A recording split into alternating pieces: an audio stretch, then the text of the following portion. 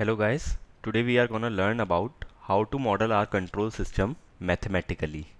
In the last lecture what we saw is we basically saw the introduction to control systems, what kind of control systems are there and why do we need our control systems. So what happens is in this subject we will be mathematically treating the control systems. So I don't need to know what is the internal functioning of a control system, but what I need to know is what is the input output relationship of a control system.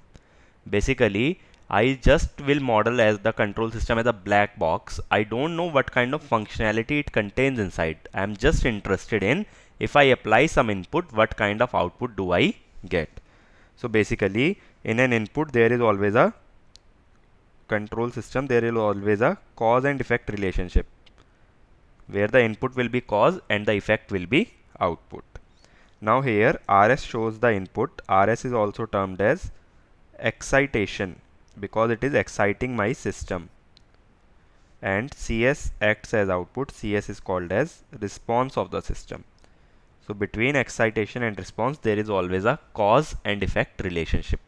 This cause and effect relationship is explained in terms of Laplace, where we will model the system as GS. Here the system will be modeled as simply transfer function GS.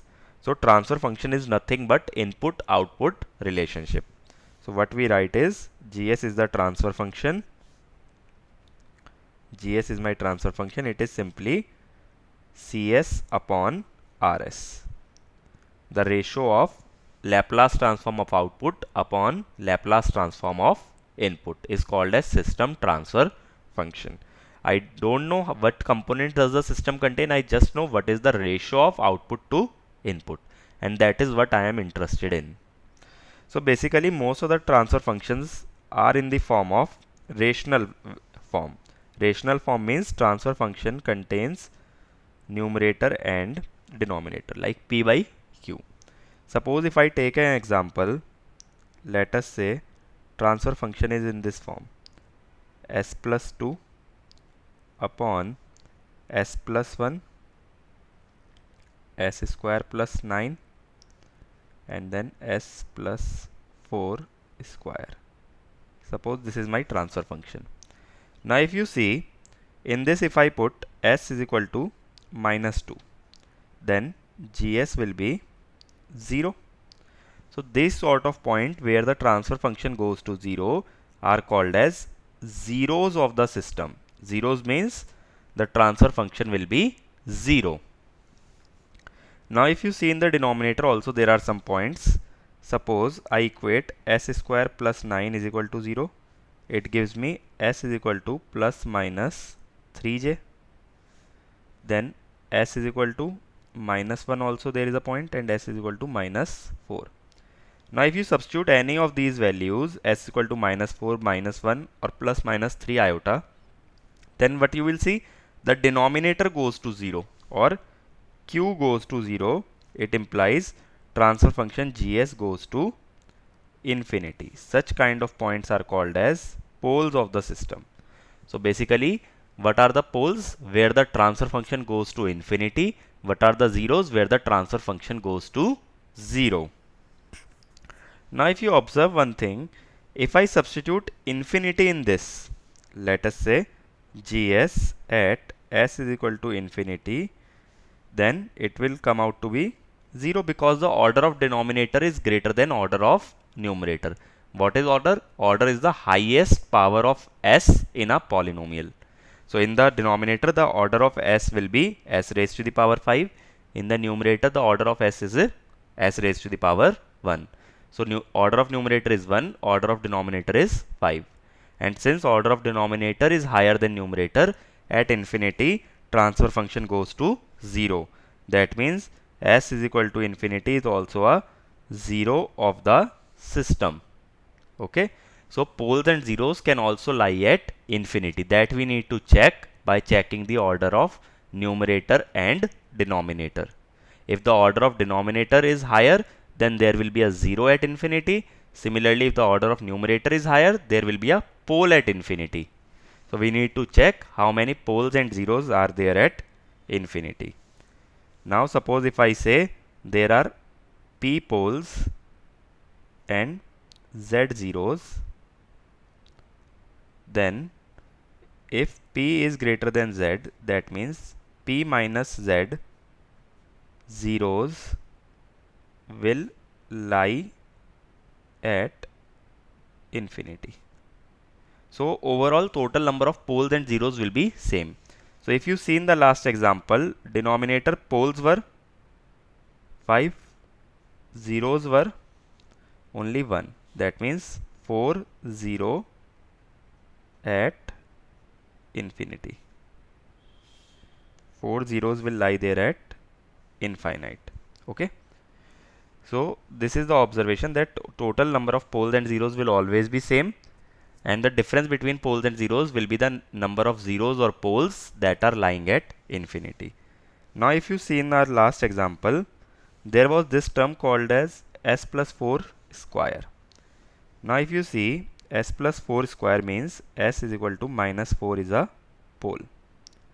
But since this is a square term, how do we differentiate the power of this term from other term? Like if I want to differentiate between s plus 1 and s plus 4 square, so how do I differentiate between these two is, I will say s is equal to minus 4 is a pole of order 2.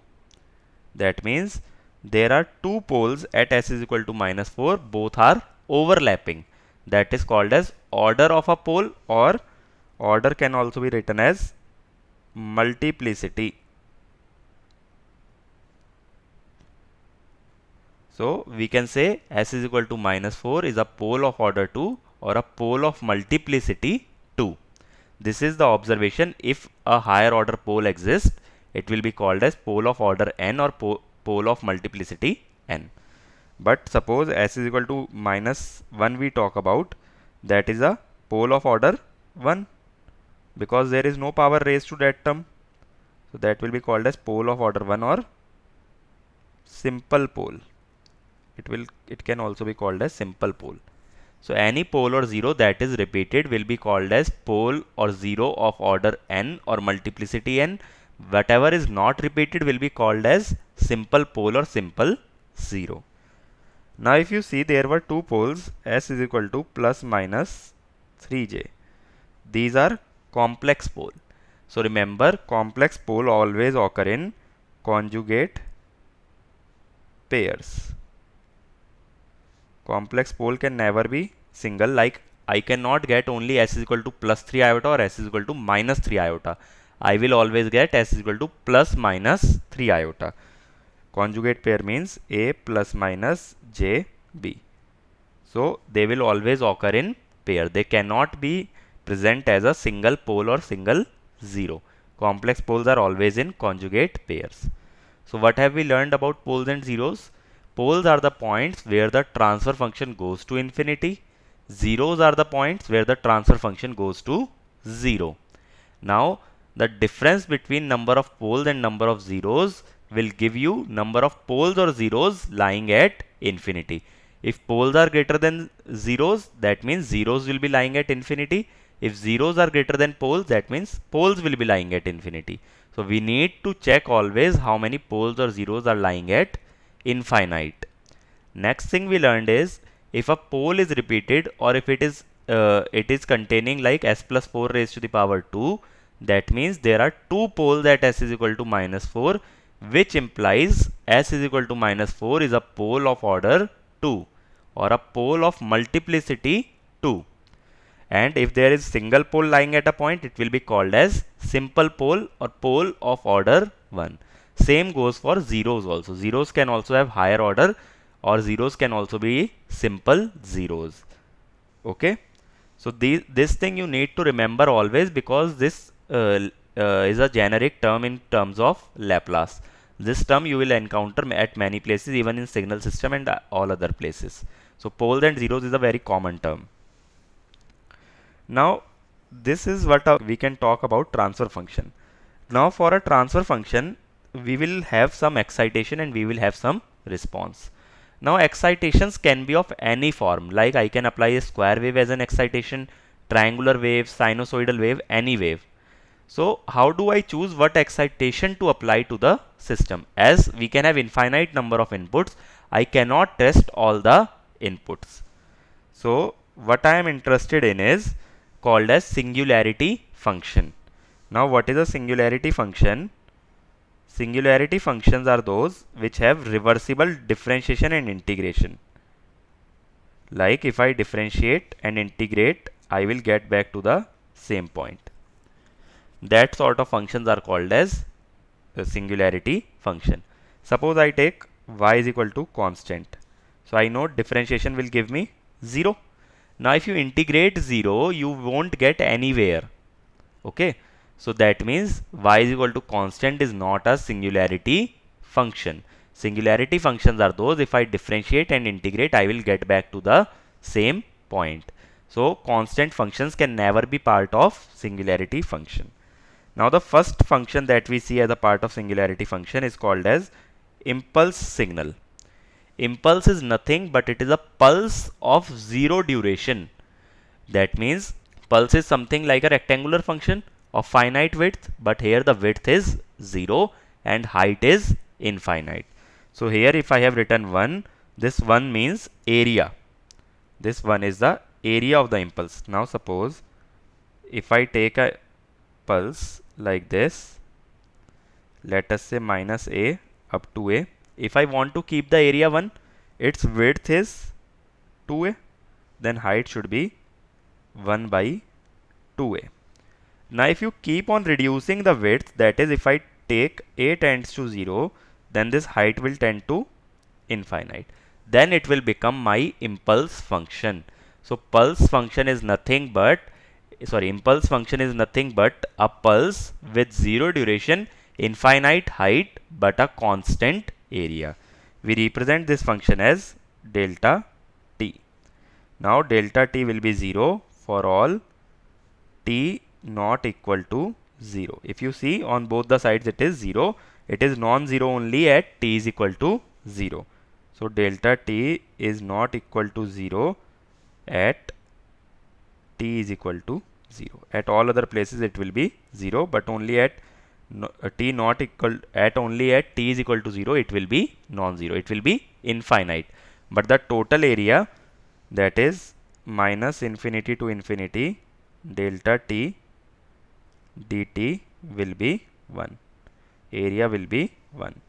This 1 will also be called as strength of the impulse function. The area under the impulse function is also called as strength of the function. Okay. So this is my impulse function. Now since I am talking about singularity functions, what I am interested in is what will I get if I am integrating this function. Now if you are integrating this function, the function that we get is called as step signal. Step signal is nothing but ut is, it is represented by ut. It will be minus infinity to t delta tau d tau. This is the function that I get when I integrate a impulse function. Since the limits are in terms of time, this will be called as running integration, because integration interval is not fixed, it is running with time. It is called as running integration. So step signal is always at 1. So I can say in this case RT is equal to a ut. The amplitude of step signal is always 1. So step signal will look something like simply like this. So if the amplitude is a, we will write a into ut. If you take the Laplace of this rs, you will get a by s. And if we take for delta t, Laplace will be, what you will get, Laplace will be 1. So remember the Laplace function for a step signal will be a by s. This is my step signal. It is nothing but integration of the impulse function. Similarly, if I differentiate step signal, then what I will get is impulse signal. So these two functions have reversible integration and differentiation property. So they are called as singularity function. Now further, if I integrate this step signal, what happens is I will get a ramp signal. Okay, ramp, because in physical life also ramps are like this, slanted. Ramps are always slanted. So this will be called as ramp signal. The equation of this is RT will be simply AT UT.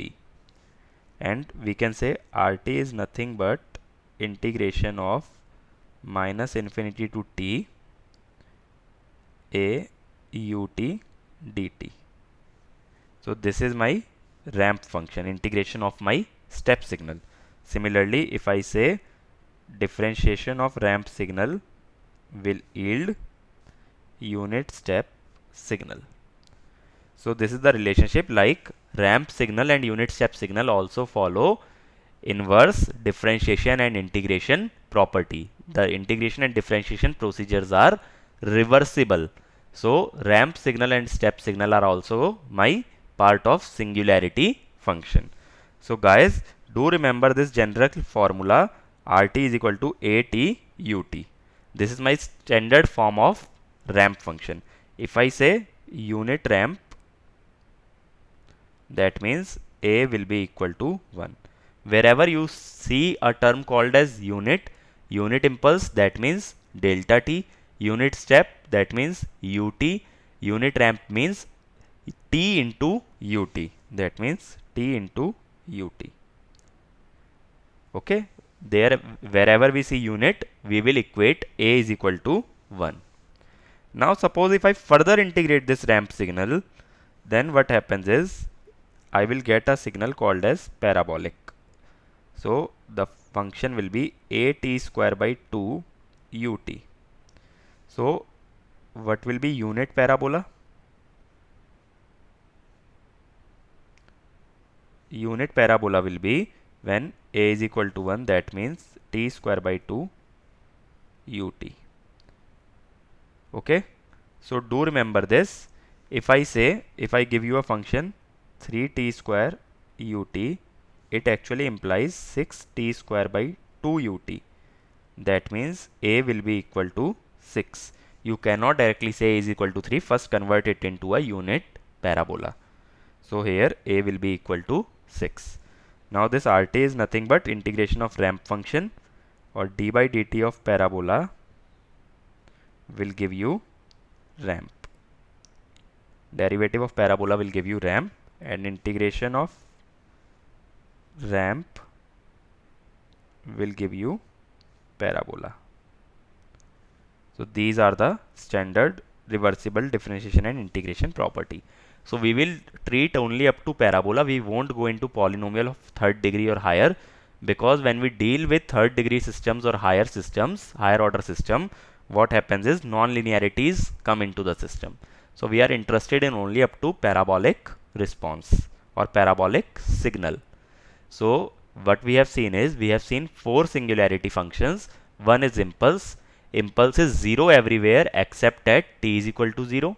Second function is step signal. Step signal is 1 for t greater than 0 and 0 for t less than 0. Next is ramp. Ramp is AT into UT, and parabola is AT square into UT.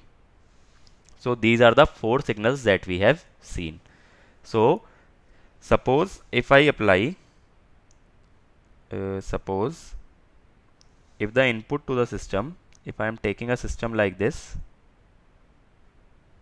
if the input is impulse, what will be my output called as? Impulse response. Similarly, if the input is step, the output will be called as step response. So do remember this term, impulse response is nothing but if the input is impulse, the output will be called as impulse response. So what I am saying is, I have applied the input equal to impulse, then the Laplace transform will be 1. I know Gs is equal to Cs into Cs upon Rs. Here Rs is 1, so Cs, that is my impulse response, is coming out to be equal to Gs, or transfer function.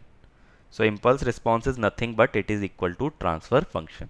So how do we differentiate between impulse response and transfer function is, we call impulse response in time domain.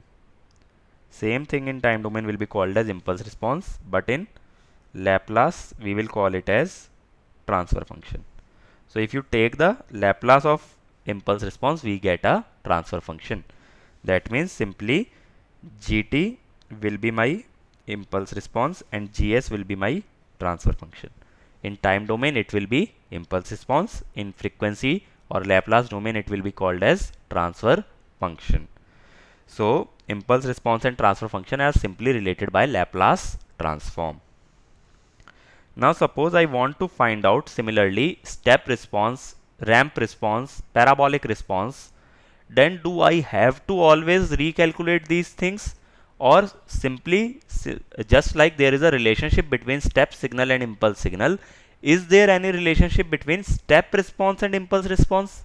That I need to understand, because I said the differentiation of step signal will yield a impulse signal. But what about the relation between step response and impulse response?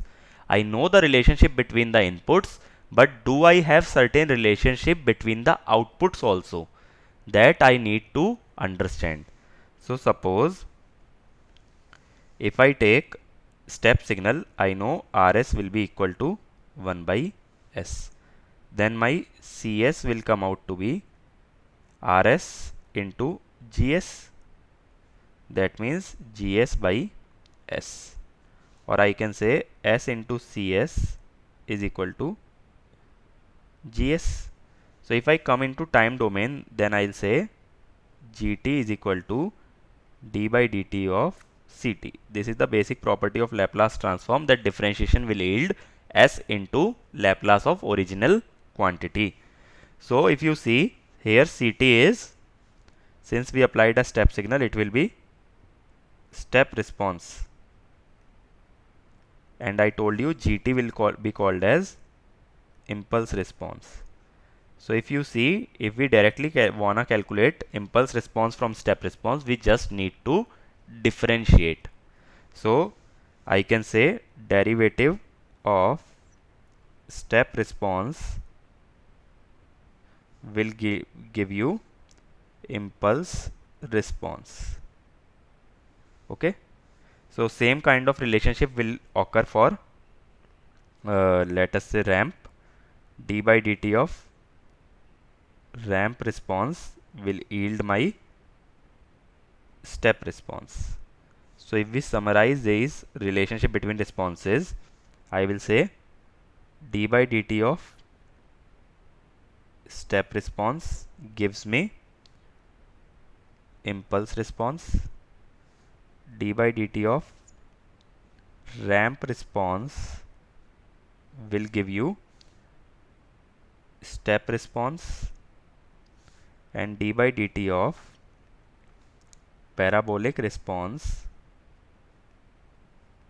will give me ramp response. So the relationship that holds true for these signals does also hold true for their responses, will also hold true for their responses or the output of the system when these inputs are applied. So this is a very important relationship, guys, because you do not need to calculate every response. You can just differentiate the existing one to get another response. So I do not need to go from ramp to step response by going into Laplace. I can directly differentiate it and get the step response. That will save an awful lot of time. You need to remember these relations if you want to save time in your GATE examination. Now, since we have studied about transfer function approach to the control system, what I want to know is what are the advantages? Why should I go for transfer function? Later on you will come to know about another technique in this control system, that is called as state variable analysis. That is an alternate approach to the transfer function. So while choosing between the two techniques, whatever techniques we want to follow, we must know the advantage and disadvantage of each and every technique. So first, if you see, the best advantage of transfer function is it is very simple. It just models your entire system as a function of S, simply the Laplace variable. So it is very simple, as it models my entire system in terms of a single function.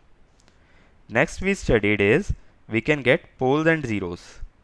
I can know where my system transfer function goes to 0 and where it goes to infinity.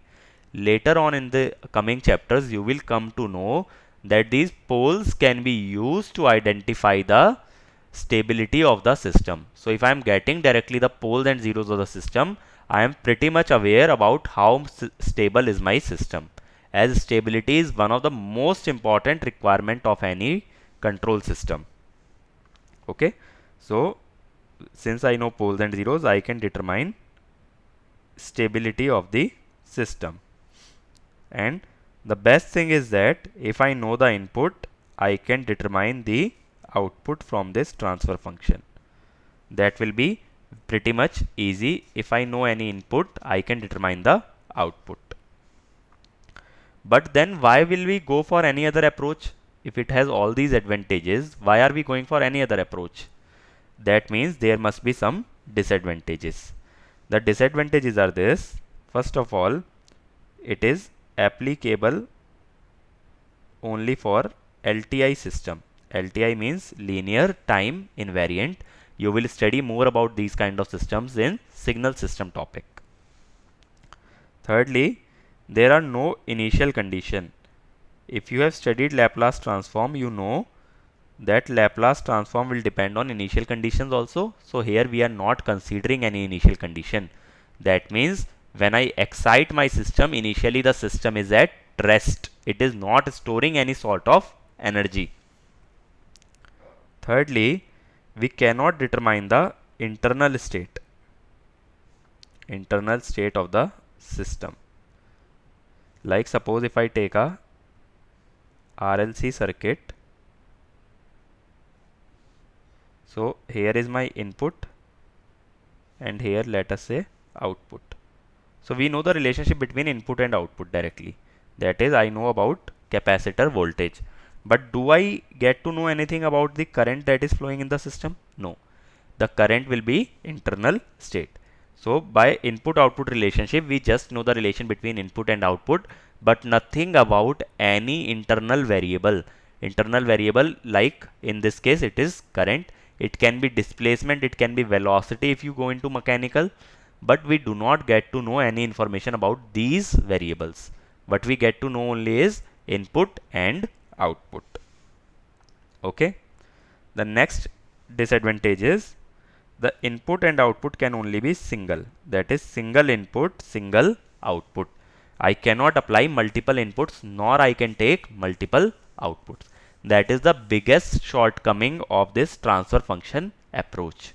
Because when we will deal with state variable, we'll see we can deal with multiple input and multiple output systems. But with transfer function, input should also be single as well as the output should also be single. So this is the biggest disadvantage. And last is controllability and observability.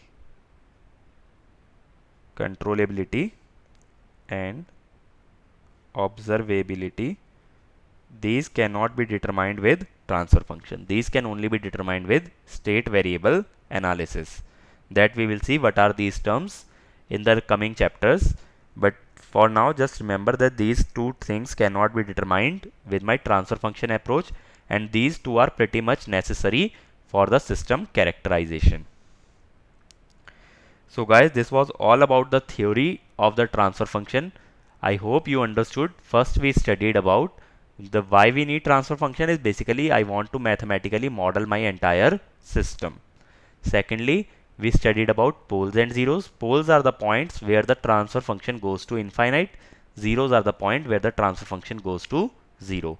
Now poles can have order 1 or multiple order. If it is order 1, then it will be called as simple pole or simple 0. If it is order n, it will be called as multiplicity n. Next, that complex conjugate poles will always occur in pair. They cannot occur single. The other thing that we learned was singularity functions, in which we saw impulse function, step function, ramp signal and parabolic signal. We saw they are related by differentiation and integration property. But the important thing that we saw was their responses are also related by the same property. then we saw advantage and disadvantage of the transfer function approach. Now if we take an example on the responses of this parabolic or step response, suppose I give you a step response, let us say 1 plus e raised to the power minus t plus 2 e raised to the power minus 3t. Now I want to find out impulse response. This is my step response. I want to find out impulse response. So first approach that I am taking is in terms of Laplace. If I take Laplace of this, I will get 1 by s plus 1 by s plus 1 plus 2 by s plus 3. Now I know this is Cs is equal to Rs into Gs. For step signal, Rs will be 1 by s. So if we calculate Gs, that is Cs by Rs, what do we get is, if I divide it by 1 by s, I'll get 1 plus s upon s plus 1 plus 2s upon s plus 3. Now if I break it, I will get Gs, what we got here is 1 plus s upon s plus 1 plus 2s upon s plus 3. So if I break it, I'll get 1 plus 1 minus 1 upon s plus 1. Then if I break this also, that will be 2 minus 6 upon s plus 3. So that is 3 minus 1 upon, sorry, it will be 4 minus 1 upon s plus 1 minus 6 upon s plus 3.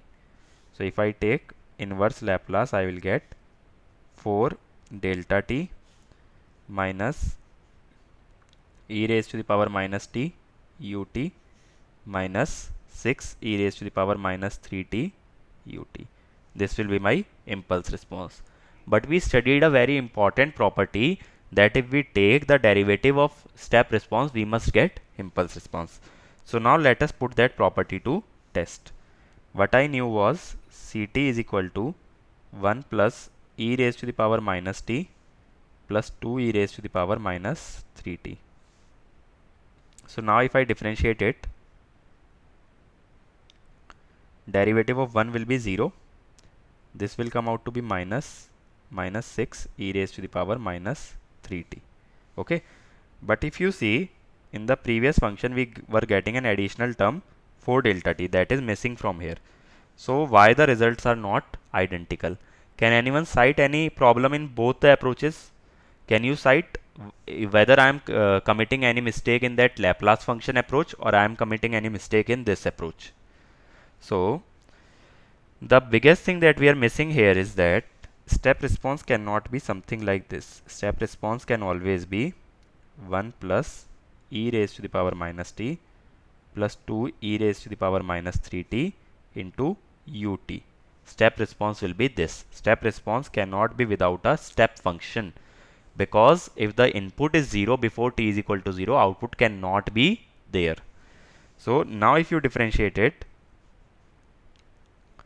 so what I will get is, if I differentiate it by chain rule, minus e raised to the power minus t minus 6 e raised to the power minus 3t ut plus derivative of ut will be delta t, then 1 plus e raised to the power minus t plus 2 e raised to the power minus 3t.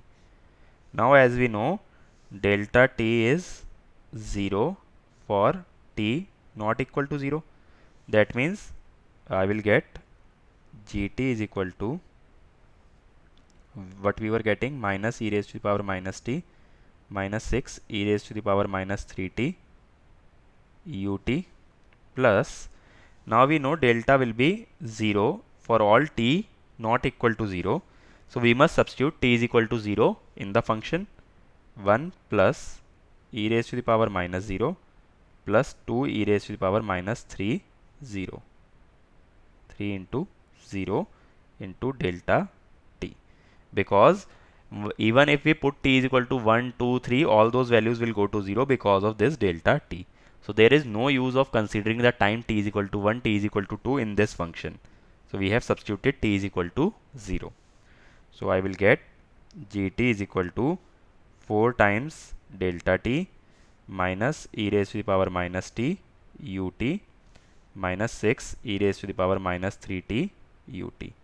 So guys, do remember, whenever you are taking step response, impulse response or ramp response, do remember this term ut. This should always be there, because if there is no input, there will be no output. So in most of the systems that you will encounter, there will be no output for t less than 0. And also remember this property that I have used here. This you may have studied more in your signal system. This is called as sampling property of the impulse function. That is, I'll tell you about this property. This is called as sampling property of the impulse function. So this you will study more in your impulse response or impulse function when you will be studying your signal and system. So guys, this will be all for today. In the next, what we will see is, since today we represented our system by a single block, suppose if there are multiple blocks in the modeling of the system, then how do we simplify that sort of system which does not have a single block but is a collection of multiple blocks? That we are gonna see in our next lecture. So till then, practice some problems on this transfer function approach and do revise it to understand more.